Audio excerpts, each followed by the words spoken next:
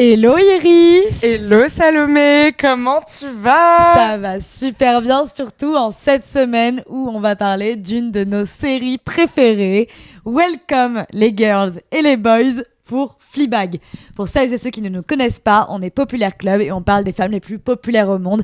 Et aujourd'hui, on va parler d'une de nos femmes préférées qui est Fleabag. On l'aime tellement et on va en parler aujourd'hui, mais on va en parler surtout pendant les 4 prochaines semaines parce qu'on va faire 2 épisodes par saison.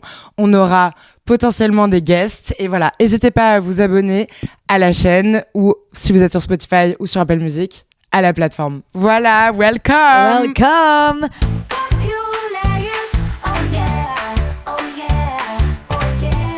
Petit point contexte, Fleabag est une série sortie en 2016 et développée par Phoebe Waller-Bridge qui joue dedans. C'est, comme le décrirait si bien Amazon Prime après tout, une mise en abîme intense et hilarante. Moi j'aime bien ce point-là parce que on arrive face à un personnage féminin qui est fort, qui est vrai, qui est complexe et qui va casser le 4e mur et parler en fait tout au long de la série au public, à nous, en regardant la caméra, et je trouve ça hyper puissant. Je me rappelle juste que c'est une amie qui m'avait conseillé Fleabag. Et je me suis vraiment sentie hyper redevable envers cette amie parce que c'était comme une découverte pour moi, en fait. Comme limite Sex and the City, mais Ouais. j'ai vu ce truc et dès le premier épisode, j'étais... Comment est-ce qu'on s'était pas trouvé plus tôt? Ce truc est tellement important pour moi. Non mais vraiment, je suis d'accord, c'est vraiment...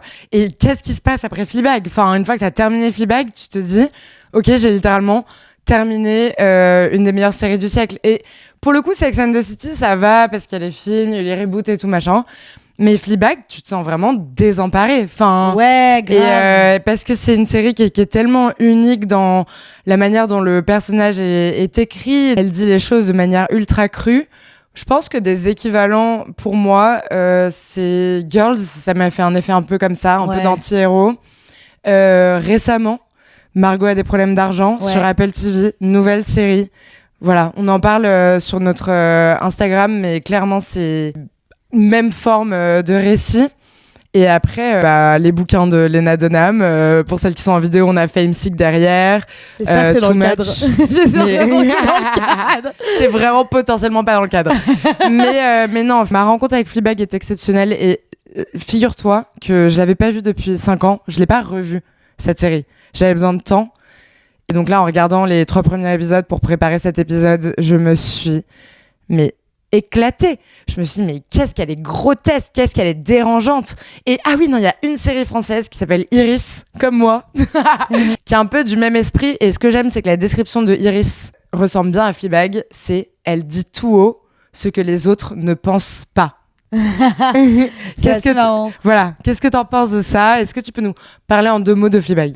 Bien sûr. Alors déjà, pour celles et ceux qui veulent consommer français, je ne sais pas pour X ou Y raison, ça a été aussi développé en France sous le nom de Mouche.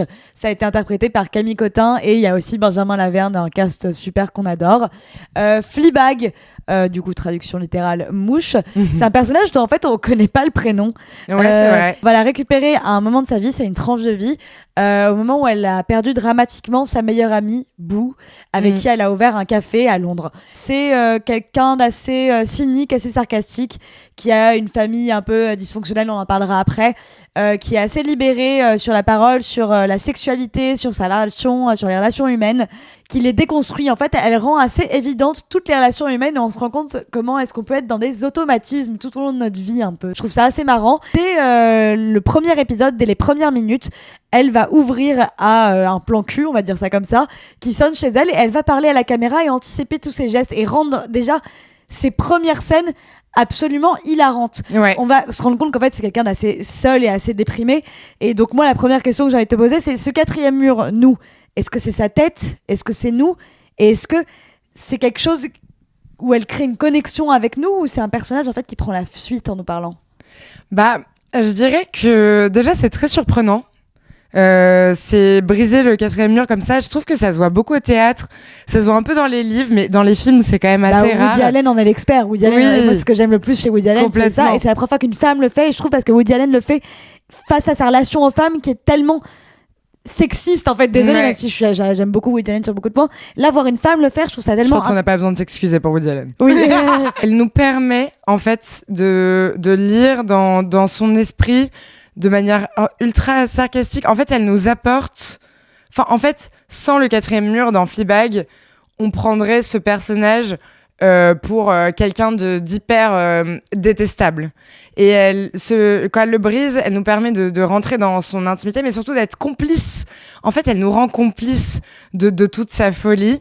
Et du coup, ça fait qu'on s'attache vachement à elle. Et en plus, ça rythme ultra bien les dialogues. On va en parler, mais c'est... Enfin, je sais pas, il y a un côté... où je trouve qu'on s'y habitue très vite. Je pense que c'est son intériorité à elle. Je pense que c'est un dialogue... Moi, je le vois comme un dialogue avec elle-même, quand elle nous parle à nous, bizarrement. Et toi ? Bah, je sais pas, en fait. Je trouve qu'il y a un truc où elle va souvent nous faire des vannes, d'ailleurs. Elle va nous montrer qu'en fait, cette meuf, elle a une vanne à la seconde qui lui vient, pour toujours faire une vanne d'une situation. Et attention, là, je vais rentrer dans un truc méga perso. Mais je trouve que moi aussi, j'ai ce truc de... vanne à la seconde, vanne. Et en fait, je me demande, même parfois quand je les fais pas, même quand je les sors pas oralement, je me les fais à moi-même. Tu me connais dans la vie, je fais tout le temps des vannes, littéralement tout le temps. Et je me demande parfois très si drôle. c'est pas... Très drôle. Il y a un truc où genre, je me demande si c'est pas justement parfois pour prendre la fuite et voir ça du second degré parfois, pour pas voir plutôt que la vie peut être juste hyper crue.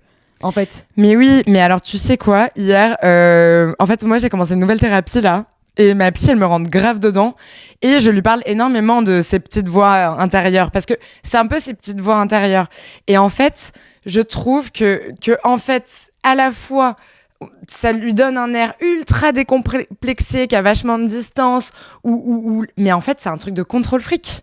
C'est méga un truc c'est un truc de contrôle fric. Est-ce que toi t'as pas ce truc où en fait les petites voix dans la tête, c'est ce qui t'empêche d'être dans le moment présent, c'est de l'anticipation. Exact, ouais, c'est ça. En fait, moi, ça va vraiment m'empêcher. Et en plus, elle fait vachement un truc, tu sais, en mode genre, quand elle est face à quelqu'un, par exemple, elle se retourne, elle fait genre, là, il va dire ça, il va faire ça. Exactement. Et moi, quand je fais ça et que la personne le fait, ça m'énerve encore plus contre elle. Et je me dis, en fait, c'est quelque chose qui est pas sain en moi, de vouloir tout anticiper. Mais en effet, ça m'empêche de me laisser surprendre. Je pense que c'est un truc ça parle en fait de quelqu'un qui a été traumatisé, en fait. Fleabag, elle a été Bien choquée sûr. par la vie. Et je pense que c'est un truc de gens qui ont pu être touchés et choqués par la vie en mode de surcontrôler en fait ce qui va leur arriver en évidemment mode, vraiment ne pas se laisser surprendre et couper le contact en fait, parce que c'est quelqu'un qui va vachement couper le contact en fait, elle va pas vraiment être en contact. Ouais, bah complètement, et ça d'ailleurs on peut en parler parce que elle va le faire dans sa dating life globalement, et en fait une des toutes premières scènes, si ce n'est la première, c'est une scène de cul avec un mec. On va parler de ces trois mecs. On va dire que c'est le plus beau selon les critères de beauté normaux de la norme. Et c'est une scène de cul. Elle est au lit avec lui. Et avant chaque geste qu'il va faire, elle va dire là il va faire ça, là il va faire ça. Et donc tu comprends que c'est un inconnu. C'est un mec avec qui elle couche pour la première fois. Et donc c'est hilarant parce que elle va dire, je sais pas, là il va me dire que en gros il va vouloir passer par les fesses, et en fait il va y aller, et elle le sait avant, et à la fois c'est hyper choquant, et tu te dis mais tous les mecs font pas du tout ça au premier date, enfin j'espère, je crois pas, tu vois. Et en fait à la fois, comme on disait tout à l'heure, c'est un moyen de se distancier, parce qu'elle vit quand même des trucs qui en vrai sexuellement c'est pas agréable ce qu'elle est en train de vivre, mais je pense que ça lui permet de reprendre le contrôle sur ça. Et d'un autre côté, moi, ce que je trouve hyper drôle, c'est que c'est tellement vrai. Enfin, que ce soit en date ou dans les relations sexuelles, est-ce que t'as pas l'impression qu'en vrai, on peut tout savoir, tout ce qui va se passer, on sait avant d'aller à un date, quand il va y avoir le bisou, qu'est-ce qu'on va se dire, etc. Bah, en fait, je pense que le premier date et la relation te permet de connaître une personne et surtout de la rendre cliché. Elle le fait d'ailleurs vachement bien avec son petit ami Harry, qui est hilarant. Ouais. On sait pas pourquoi cette femme à si fort caractère, qui est complètement cynique, sort avec un espèce de bisounours ultra sensible, qui vraiment essaye d'entrer absolument en contact avec elle. Mais dès qu'ils vont se disputer, elle va regarder la caméra et nous parler et dire il va faire ça, il va faire ci, il va se mettre à pleurer. D'ailleurs, c'est tellement marrant, à un moment il se met Elle à est pleurer. blasée, de ouf par lui. Mais oui, elle est hyper blasée. D'ailleurs, à un moment, elle rentre, il essaie de lui faire une surprise. Elle ne veut tellement pas rentrer en contact qu'elle va pas trouver meilleure solution que d'aller sous la douche avec un couteau et une Genre, le mec va évidemment faire la plus grosse crise d'angoisse de sa vie parce qu'il lui est arrivé un truc traumatisant. Je pense que ça vaut bien 5 ans d'analyse. Bien sûr. Et genre, tu sais, il commence Elle est démoniaque. Non, mais elle est démoniaque et il commence à s'énerver et à pleurer et tout. Et là, elle, au lieu de lui répondre, elle est en mode genre, je pense vraiment que tu devrais le noter pour une de tes chansons. Et genre, tu sais, genre, c'est vraiment genre, mais c'est trop à quel drôle. point c'est une contrôle freak. Enfin, en fait, on comprend pourquoi elle est avec lui. C'est parce que elle a l'ascendant sur lui. Elle a besoin de savoir que quand il va faire semblant de partir, il va revenir avec le T-Rex. Et d'ailleurs, en fait, elle sait tout le temps qu'elle a le contrôle sur lui, qu'il est à ses pieds, mais elle le déteste. Mais vu que cette meuf, elle a tout le temps besoin de tout anticiper, c'est très rassurant pour elle, mine de rien, d'être dans une relation comme ça. C'est hyper rassurant. Et moi, je trouve que pour nous, en tant que femmes, c'est assez jouissif de voir une femme qui rend les mecs aussi automatiques et en fait qui prend le pouvoir. Nous, on a été tellement dans tous les films, dans toutes les séries et dans la vie, on a été constamment automatisés en mode genre on commence à dater, elle va trop rapidement s'attacher. Ça fait 2 ans qu'on est ensemble, elle va vouloir se marier. Ça fait 1 an qu'on est mariés, elle va vouloir un enfant et après elle va me dire qu'elle a pas assez d'attention. Elle va me dire qu'il faut que je quitte mon job, que je travaille moins ou que je travaille plus parce qu'elle veut plus d'argent et partir en vacances. Et là en fait, s'il y a une femme qui va arriver, elle va faire genre mais ils sont tout petits les mecs, ils sont rikiki. Ouais, vraiment. Et ils vont faire exactement les mêmes trucs à chaque fois en fait. Oui, oui. Et c'est marrant parce qu'on est tellement dans ce que tu viens de dire qu'on se dit bah, si elle est comme ça avec les mecs, c'est forcément qu'elle est dérangée et qu'elle a un problème. Du coup, on lui cherche un problème. Mais son problème, limite, son rapport au sexe, c'est ce qu'elle a de plus sain. Ouais. Tu vois, à un moment, elle est sur les toilettes, elle fait une sorte de monologue en mode je me masturbe tout le temps et les mecs, c'est comme ça, etc. En fait, c'est presque le cadet de ses soucis, tu vois. Genre, je trouve vraiment que c'est ce qu'elle a de plus sain. Ouais, même si c'est dérangé. Oui, c'est ce qu'elle a de plus sain et dérangé. Ça fait pas. C'est vrai que quand on voit ces scènes d'amour, elles ne nous font pas mal. Elles sont pas douloureuses pour nous. C'est plus douloureux quand tu la vois se mettre dans des situations où elle date des mecs et tu ne sais pas trop pourquoi. Dont le mec du bus qu'elle va ramener. Alors pourquoi ce mec du bus, je vous fais un point. C'est une des scènes les plus connues de Fleabag. Elle est dans un bus, elle a un eye contact avec un mec qui est derrière lui son journal. Il se regarde, le mec a l'air plutôt attirant et là il baisse et il a 2 énormes dents. Il sourit. Il a 2 énormes dents comme ça. Il est comme ça. C'est genre hilarant. En plus, c'est un 10 mais il a des dents comme ça. c'est un 2 meuf. Putain, mais en plus, ce personnage, je sais pas si t'as remarqué, est tout le temps mort de rire. Oui. Je trouve que c'est exceptionnel. Ce personnage est hilar. Genre, il raconte des trucs, mais qui sont nuls. On va dire, je suis allée au marché. Et il est genre mort de rire. Je trouve que ça rend le truc encore plus comique en mode genre, mais c'est quoi ce mec? Qu'est-ce que c'est que ce personnage? En plus, qu'elle va ramener à l'anniversaire surprise de sa sœur. T'es en mode, mais pourquoi en fait? Pourquoi est-ce qu'elle se met dans des situations pareilles? Tu sais à quoi ça me fait penser? À l'époque, on avait les masques Covid. Et genre, et tu voyais des gens, et tout le monde avait l'air très beau. Et genre, dès qu'ils baissaient le masque, genre, les gens étaient littéralement horribles. Mais meuf. Combien de crushs, combien de mauvais crushs j'ai eu de personnes, tu sais, même de dos, genre. Parfois, je me dis que, genre, en mode, je vois des personnes passer derrière moi, et je me dis, ah putain, ils me voient de dos, et après, ils se retournent un peu pour voir mon visage, et je me dis, ça se trouve, en fait, ils m'ont trouvé pas ouf de visage, tu vois ce que je veux dire? Moi, dès que je me vois de dos, je suis hyper déçue, justement. Mais non, mais parce qu'on dirait que j'ai des dreadlocks. Bon, là, ils sont lisses, mais là, on dirait qu'ils sont très, très bouclés. Il y a des dreadlocks et tout. Non, mais pour en revenir à pourquoi? Non, pour en revenir au masque d'abord, si j'avais su combien de temps durerait la Covid-19, ouais. Mais j'aurais mis des bagues, meuf. Bah non mais meuf, genre en fait fallait investir, genre fallait cash out là en fait. Non mais là j'ai le seum parce que j'en ai besoin, j'en ai littéralement besoin et j'étais genre okay, j'aurais tellement dû profiter de ce truc genre. Mais en vrai ce qui est hilarant c'est que Fleabag, elle me fait un peu penser à moi. C'est que parfois j'ai pas envie d'aller dater une personne ou de redater une personne. Et j'y retourne quand même. Je sais que c'est pas bien. Hein. Enfin, vraiment, genre, encore une fois, j'en parle avec ma psy. Mais genre, c'est un peu si vous êtes en train de dater Iris en ce moment, posez-vous des questions. Elle ne veut sûrement pas vous voir. Il y a des trucs que je peux les raconter, genre en mode typiquement, genre là, j'ai daté une meuf. Elle parle pas français, donc je me permets. j'ai daté une meuf. Et en plus, elle était vraiment trop charmée. Enfin, on a fait un premier date, mais je l'ai trouvée très intense, genre vraiment très intense. Et j'avais pas envie de vraiment la revoir, mais j'y suis retournée parce que tu sais, je me dis des trucs en mode mais elle est gentille et puis non, elle est et puis hyper belle, j'ai vu, elle est hyper belle. Non, elle est canon, elle est canonissime, la meuf, elle parle comme si c'était le mec des dents, elle est sublime. Non mais oui, mais moi je pense que parfois tu te mets à parce que je sais pas si Fleabag elle fait ça. En fait, tu vois, Fleabag peut-être qu'elle se dit mais putain, ce mec en vrai, il est quand même sympa, il est à fond, donc il faut peut-être que je laisse une chance. Moi, je pense qu'elle a envie. Par rapport au beau gosse, tant mieux pour elle. Mais par exemple, quand elle ramène le mec aux dents chez sa sœur, pour moi, elle va se. Que pour le buzz. Ah non, mais c'est pour le buzz et pour s'auto-saboter et pour montrer à sa famille en mode genre, regardez jusqu'à où je peux aller dans le fait de me tuer là. Tu penses? Là, regardez à quel point je suis folle. Regardez ce que je ramène. Genre, c'est la première fois qu'il se date, elle le ramène chez sa sœur. C'est complètement fou et vraiment, je pense qu'elle les regarde. Elle est dans une famille où je pense qu'elle veut attirer le truc en mode genre je vais mal, je suis seule, mais regardez à quel point je suis folle, genre je suis la plus grande folle du bus, c'est le cas de le dire là. Mais voilà. Non mais t'as raison, en vrai, tu sais quoi, je l'avais pas vu comme ça. Moi au contraire, je l'avais vu comme un truc de peut-être compétition vis-à-de sa sœur. Ah, c'est pas du tout une optimiste. Tu vois, de genre un peu, je peux ramener n'importe qui, etc. Mais d'ailleurs, je sais pas si t'as déjà fait ça de ramener un peu un presque second first date, pas forcément avec ta mif, mais avec tes potes? Je pense pas, non, je pense vraiment pas. J'ai pu ramener pour valider à ma meilleure pote ou des trucs comme ça, mais genre, sinon, moi, jamais, je ramènerai jamais à ma mif. Enfin, c'est pas possible, tu vois. Ouais. Et je pense pas que ce soit de la compétition, parce que je pense que dans la compétition, il y a de l'espoir, et que Fleabag, il y a un truc, c'est qu'elle a pas d'espoir. Ouais, c'est vrai. C'est un personnage qui a pas d'espoir. Mais tout ça, c'est en rapport à sa famille. D'ailleurs, on aimerait bien en parler.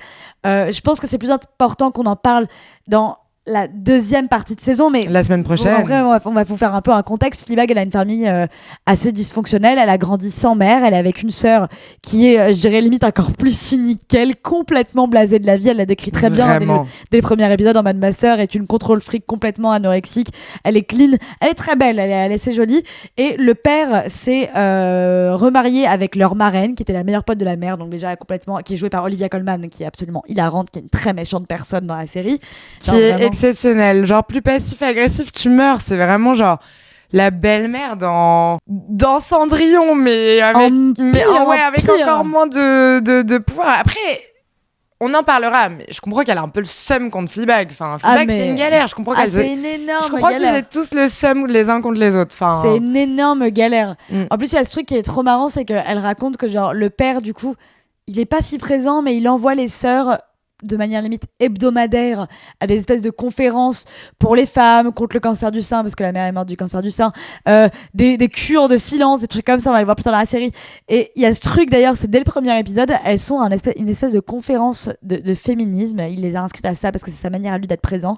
Et il y a la femme qui tient la conférence qui pose une question en mode genre, qui ici échangerait 5 ans de sa vie pour le 10 meilleur corps?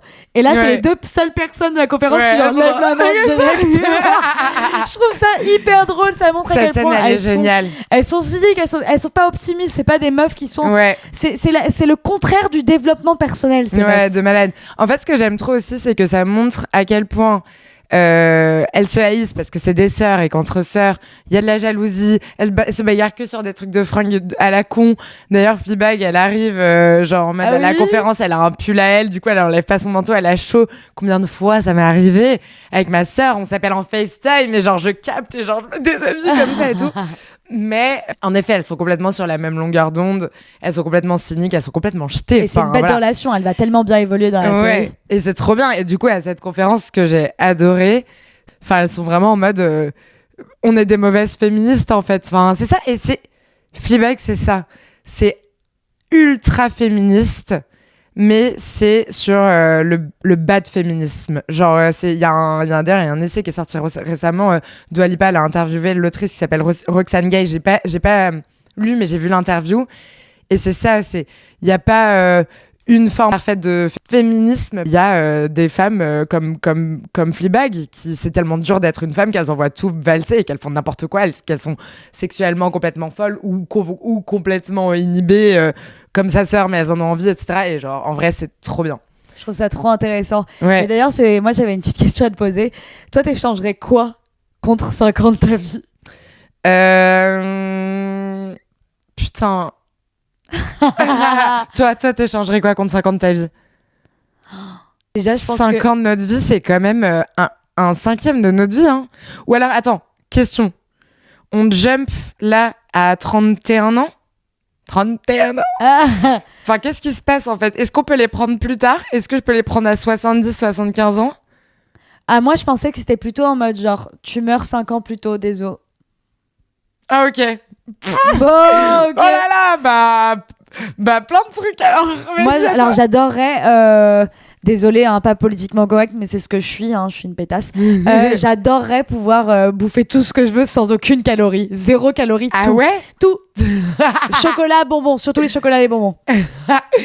Moi, j'adorerais, en vrai, qu'on ait 1 million d'abonnés sur Populaire Podcast. 5 ans de Populaire ta Club. vie, Iris, 5 ans.